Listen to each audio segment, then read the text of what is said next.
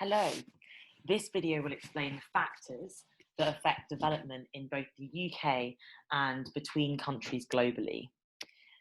We're going to consider three different types of factors, and these are the three that you might be asked about in exam questions. It might be phrased, explain one physical factor that has led to spatial variations in the level of development, for example. So physical factors are things such as being landlocked. This is when you have land on either side of the country. So your borders are all land. You have no coastal borders. You have nowhere to build ports, for example.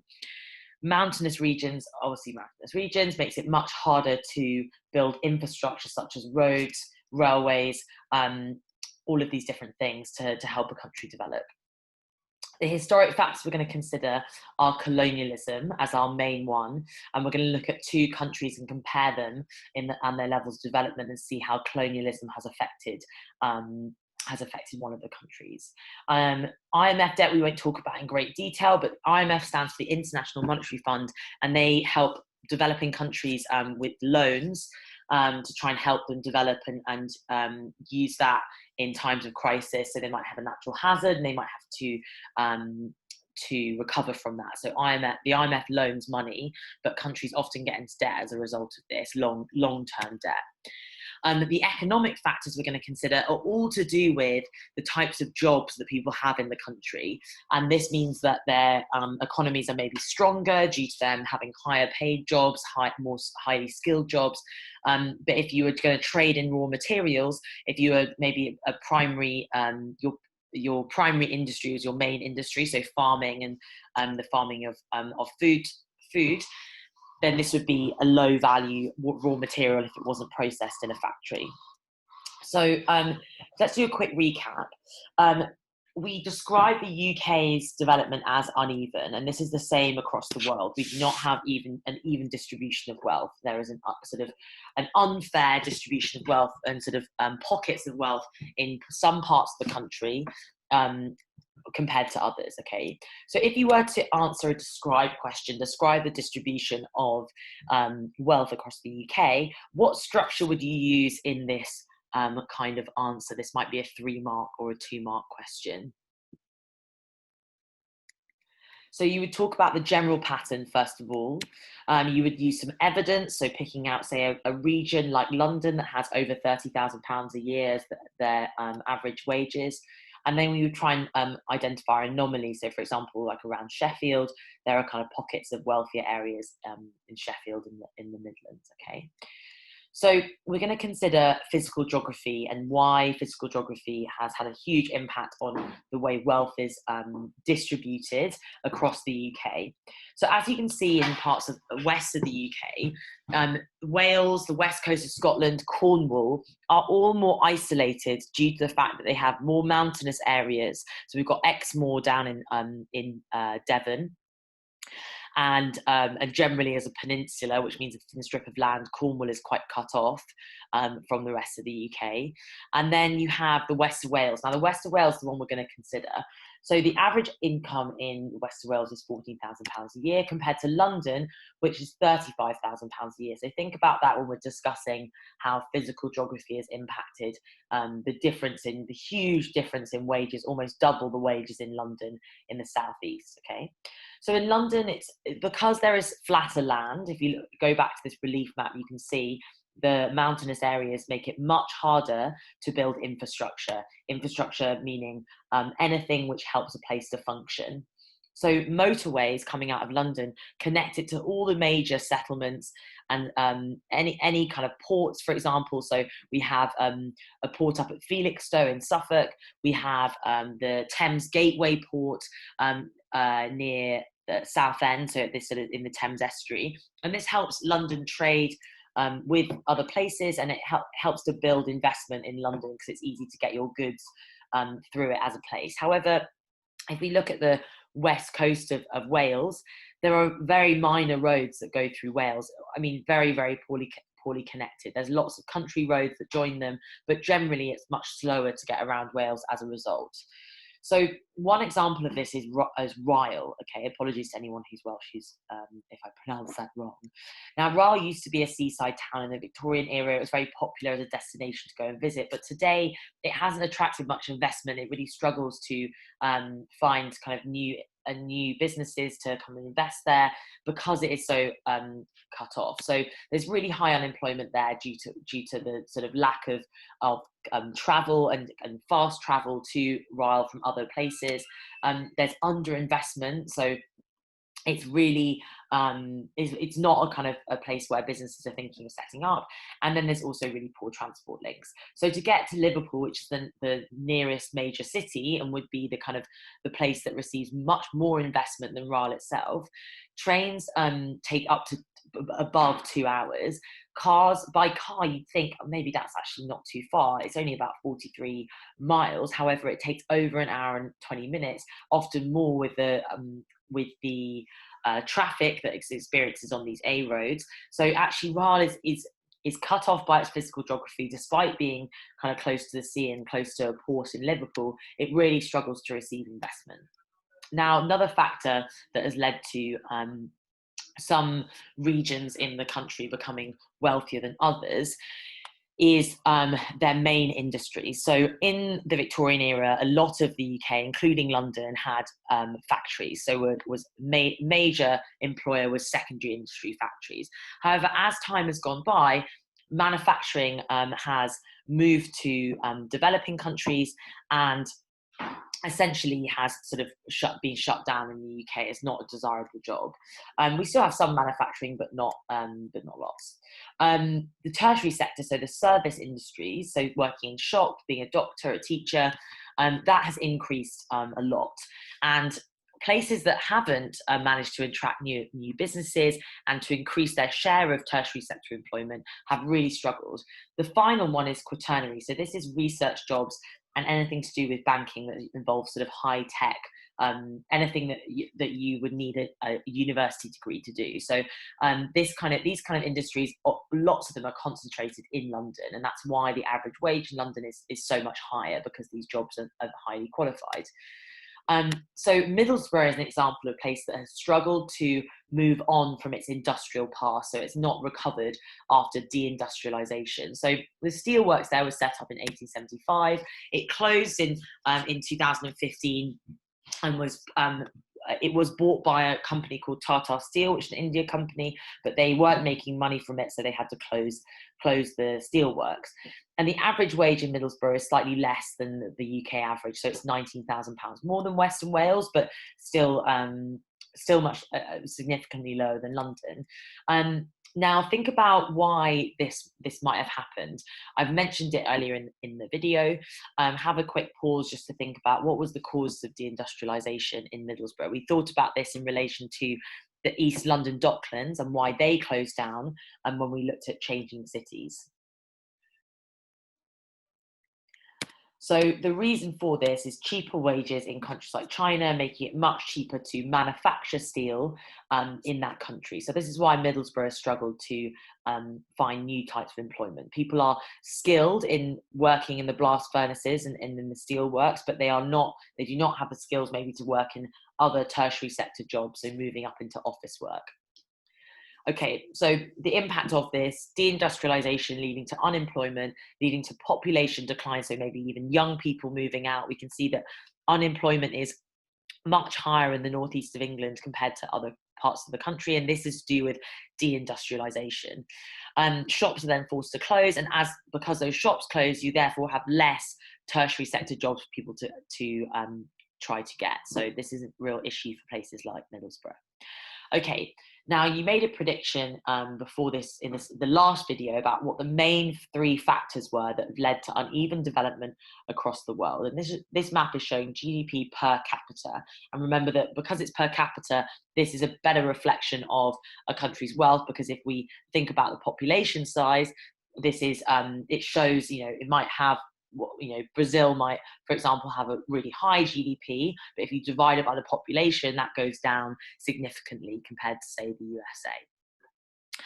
Okay, so if you wrote down landlocked, tropical diseases, an isolated location, natural hazards, very young or very old population. We'll talk about that in a second. Political institutions. So this is things like politicians holding and being able to be held accountable by laws in the country and setting up good institutions to do that, to make sure that they're not corrupt. Economic policies, so for example, being in a trade bloc like the EU, colonialism, we will discuss, and then social investment and welfare systems.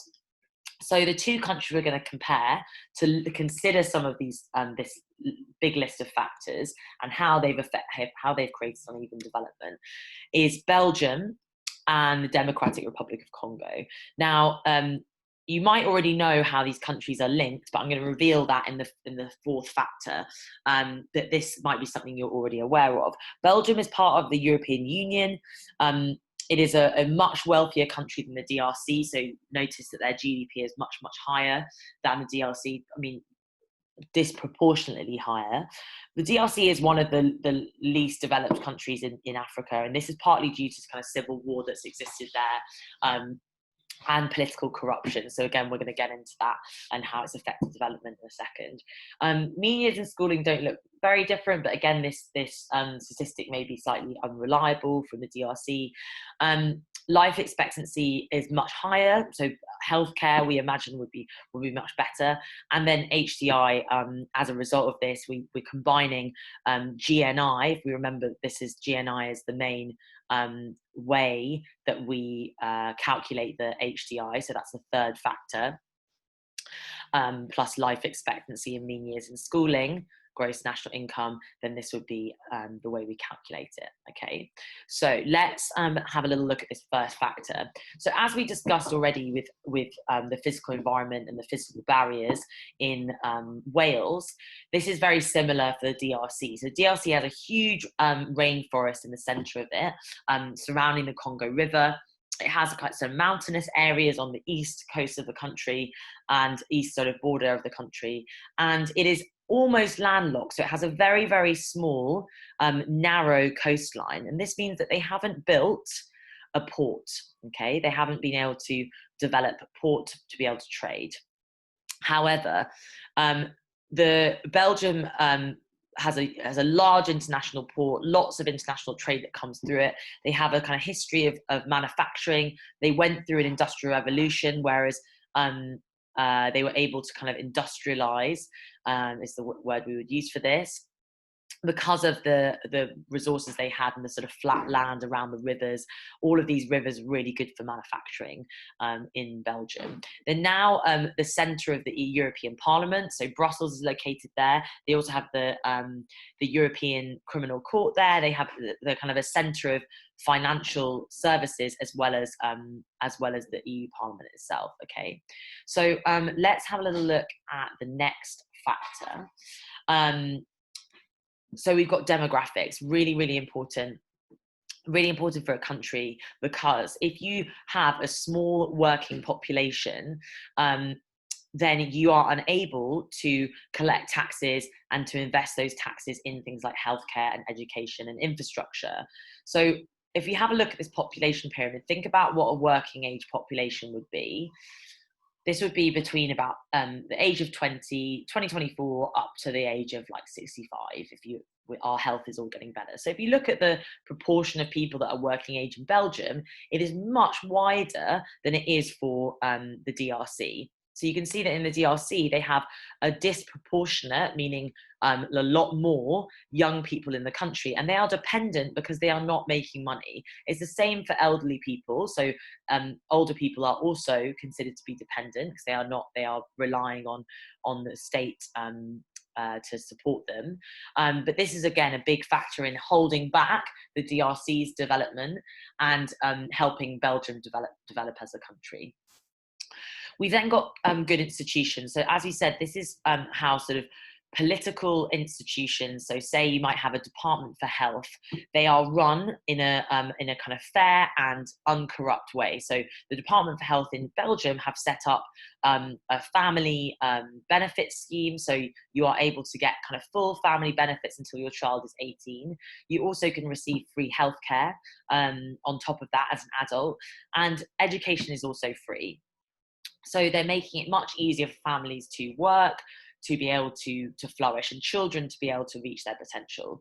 The social barriers created by poor institutions. So in the Congo, unfortunately, the government has not created kind of fair and accessible health and education. And you can see from this image that lots of children are crammed into this classroom. There is not a kind of official kind of state education system that's run well.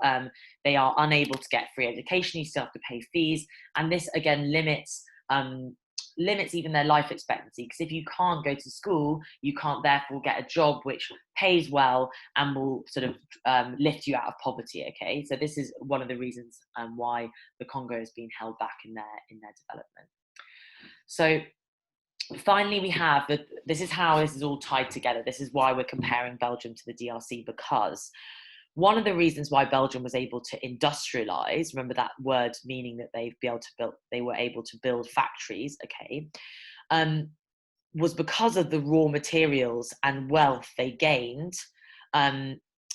from the DRC. So they colonized the DRC, and actually King Leopold of Belgium was the first one to sort of own the land, the territory of the Congo. And they took, any kind of resources from there, metal, wood, and even sold slaves, and were very fully involved in the slave trade from the DRC. And so they made a lot of money from this, and from this sort of really sordid history, including the UK.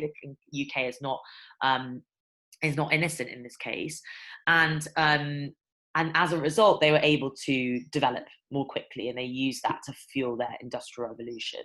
So if we think about what's held back the DRC is kind of this history of exploitation, of colonialism, but also this man Mobutu, who is a kind of very famous military dictator. He was incredibly corrupt. He stole what is rumored to be about $6 billion from the government coffers, so the government banks, and he essentially used the country's money as his own personal wealth, and this really held back the country from developing as a whole. So these are just some of the factors that you need to consider when we're thinking about why countries have had barriers to their development. What has stopped them from becoming wealthy countries like the UK and like Belgium, okay? And we'll get into that a little bit more later in the topic. So just a reminder about this pyramid, really very, very clear that we can see that wealth is concentrated with the top 1%. So 1% of the total world population owns 47% of the wealth. So wealth is not evenly distributed across the world. And we have a huge kind of divide, a bit like using our Gini coefficient to figure out the divide between the richest and the poorest and how big that is across the world. Okay, let's have a quick pause and discuss this final task, or think about this final task first. So pause the video, give yourself a couple of minutes, and I'd like you to figure out which one of these countries, Lesotho, Madagascar, or South Africa, are the odd one out. Which country, thinking about the factors that affect development, which country is the odd one out? Okay, if you said South Africa, you were correct. Now, South Africa has a very long coastline, which means that it has developed a really good, strong trading relationships with other countries like India to the east through the Indian Ocean, and China and other kind of Southeast Asian countries, and also with the UK and with Europe and North America. They also have kind of the long coastline it means that it hasn't got a physical barrier to it trading with other countries. However, Madagascar, more isolated island nation, very poor island nation. It has some mountains that go through the whole eastern side of the country. So these mountains make it hard to build a port, say on this Indian Ocean side. So they don't have ports as a result of this. They are essentially a developing country that has a lot of very beautiful kind of tropical ecosystems in the north, but they really struggled to build infrastructure. It's a very small island as well. Lesotho is a landlocked country. Is a landlocked country, and that's what has created its physical barriers to trade and development, and it actually has to compete with South Africa. If you notice that it is literally surrounded by the much wealthier country of South Africa. Okay, so remember, landlocked countries really struggle to trade. Okay, let's finish up there. I hope you found this interesting, and you're going to go away and think about some of the case studies that we've presented, and tune in for the next video where we'll be looking at quality of life and what this is and how this is affected by uneven development in certain places. Okay, thanks very much.